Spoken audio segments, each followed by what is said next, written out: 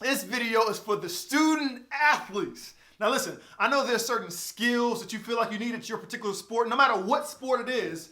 I know there's a certain list of skills you feel like you need to be the very best, to get the most out of your craft, to get most playing time, to earn more scholarships. You need a certain skill for that sport. Today I'm going to give you 3 skills that you need that translates through all sports. Every sport, I don't care if it's badminton, cricket, basketball, football, hopscotch, whatever you play, these 3 tips we're going to give you today are skills you need to hone, you need to groove, you need to practice, because it's not only going to help you in your sport, but it's going to help you in life.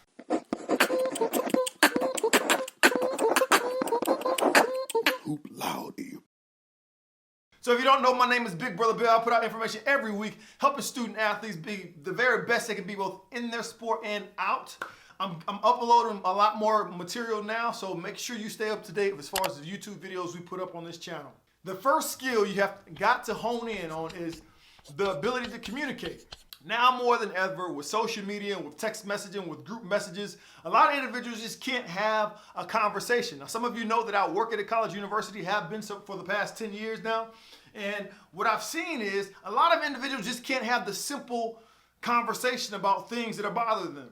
So if you're having an issue with your roommate, being able to just have the simple conversation with that person about some things that you're disgruntled about. Like, listen, man, listen. You peeing on the toilet seat is not going to work, man. You got to clean up behind yourself, or you ate my food, or this or that. Like, these are conversations that sound silly. You might giggle about now, but these are conversations that you see students on a regular basis not have those conversations with the actual person that can help them.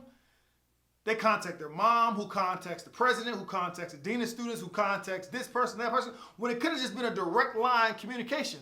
But a lot of people cannot have that. They don't want to hurt anybody's feelings. They don't want to feel like they're trying to be anybody's dad. So this is something, being able to communicate is something that's going to help you beyond what you think, even in your sport. But communication can be tricky, because just communicating can make it worse than what it was originally. So when I say communicate, I mean, how do you communicate to the person, right?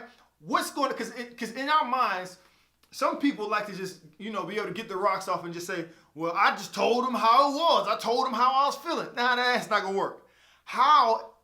Me being a communicator, how do I communicate in a way that it gets to the sender in a way that is productive? Not just to say it got there, but I want this package to get there. I want this package to get there and be productive and be intentional, right? In order to do that, I need to make sure that I know the person. I need to make sure that I know what's the best way to communicate. Some people you can yell at. Some people you need to talk to them one-on-one. Some people, you can just kind of like talk to them in passing, and things work that way. But you got to know what works for that person in order to communicate. And I think that if that's a skill that you can hone in on, if that's a skill that you can actually add to your tool belt as far as being a great communicator, that's going to serve you beyond your sport, beyond your time in college. That's going to really help you be the very best leader you can be, father you can be, mother you can be, brother, sister, uncle, aunt. That's going to help you, because instead of being frustrated, you can actually talk those things out. There's nothing worse than being in a room with someone that expects you to solve a problem that they have in their mind that they have not communicated with you. And we hear this all the time. They would say that, because people get frustrated. I'm going to tell you what they say, right? They say, well, this is how I was raised, so you should do it this way. Well, I didn't have the privilege of being raised in the same household as you. Don't blame it on how you're raised. Like, everybody's not raised the way you were, and everybody doesn't have the same common sense, even though it sounds like, oh, common sense should be common. It's not. What I've learned to be true is failure of communication allows me to use my imagination, which causes a lot of frustration, okay? So by you not talking, by you just burying your head, by you not having that conversation because you're not able to communicate effectively, that's going to lead to a lot of problems that could have been solved just in an instance. The second one I would say is being able to advocate for yourself or advocate for others. Advocate, meaning take up for, speak on the behalf of, step in the gap and really speak up. Those things are tough. They're tough because no one wants to feel like they're trying to be someone's dad or someone's mom, but this is something that if you cannot advocate for yourself, it is going to be a long night for you. You hear me? It's going to be a long night. Let's take it to sports, okay? Advocating for yourself. Scholarship money, playing time, roles on the team. You have got to walk in there with the confidence to say, you know what? This is something that I want to do. These are the questions I have. How do I advocate for myself? How do I say, why not me? Why not me shoot the shot? Why not me get a little bit more money on my scholarship? Why not me be able to play for this team? If you can't advocate for yourself, then you'll never be able to do that. Same thing for your teammates. You want to be able to advocate for your teammates. Sometimes it's not about you. Sometimes it's championing someone else's success for them to be the very best they can be. But can you speak on someone else's behalf? Even though they may be scared to speak on their behalf. It could be in a team setting. It could be at a party setting, right? You see somebody getting taken advantage of. You see someone getting taken advantage of. Are you going to advocate for that person, or are you going to turn a blind eye and let that person get abused? We want to make sure that we're advocating for each other because we're stronger together if we're going to advocate for each other.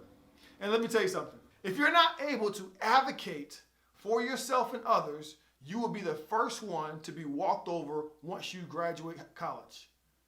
Once you get a job, once you get in your profession, once you get in your career, you will be the person that will be the most abused. Because people can sense when you're not going to say anything.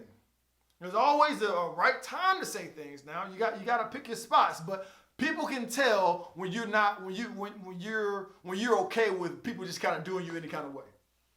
Right? These are the people that cannot advocate for themselves. These are the people that are last ones to get a raise. These are the people that are the last one to get a promotion. These are the last ones to get the opportunities, period. Because you just want to be polite and you think it's polite. That's a fallacy, right?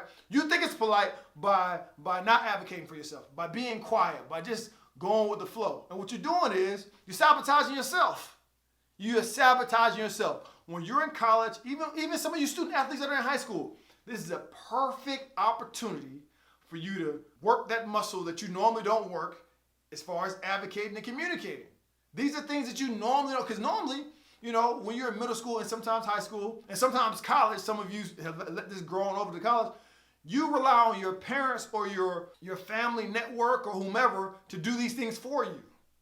But part of growing up is you being able to step in that role. And don't get me wrong, don't throw yourself out in the water. Just stick your toe in it a little bit, right? Just a little bit. Just try to see if you can just a little bit. Just a little bit, and bit by bit you'll get better. But you have got to get yourself in this position of communicating and advocating, or I'm telling you, you will be a liability.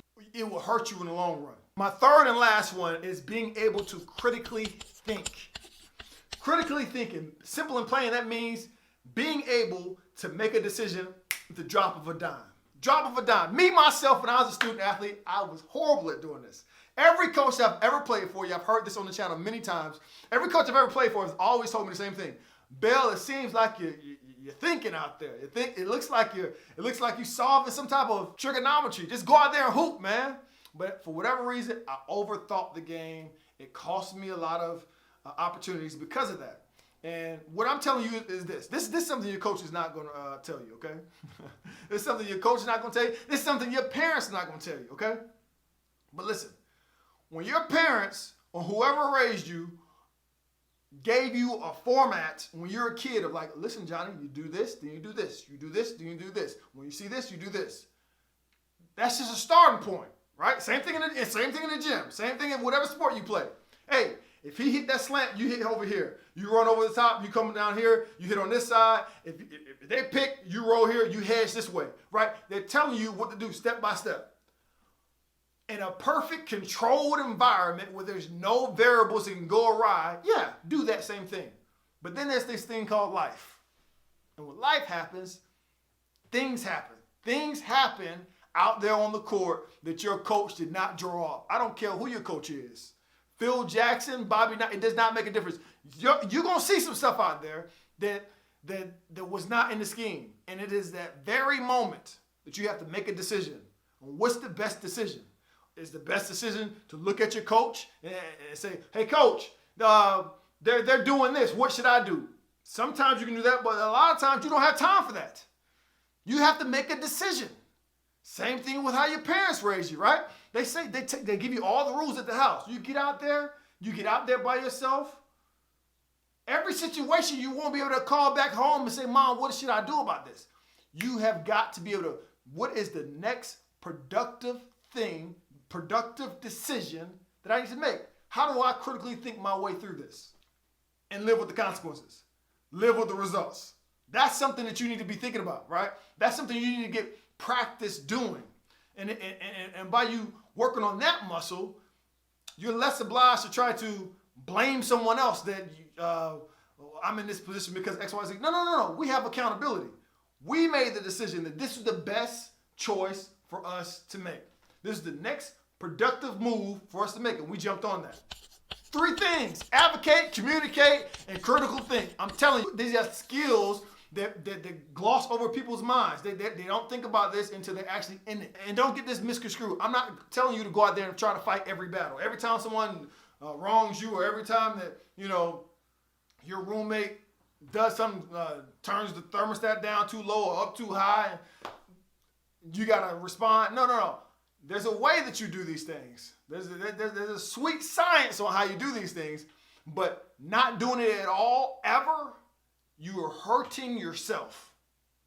And nobody's gonna tell you about it. I'm telling you, you're gonna have lumps upside your head because they're gonna be, you're hurting yourself, okay? Practice, just baby steps, just practice. And you'll be a lot better, not only as a student athlete, but a mother, father, brother, sister, uncle, whatever. And as always, whether it's on the court or in the classroom, out, graduate at the top of your class. Hoop louder.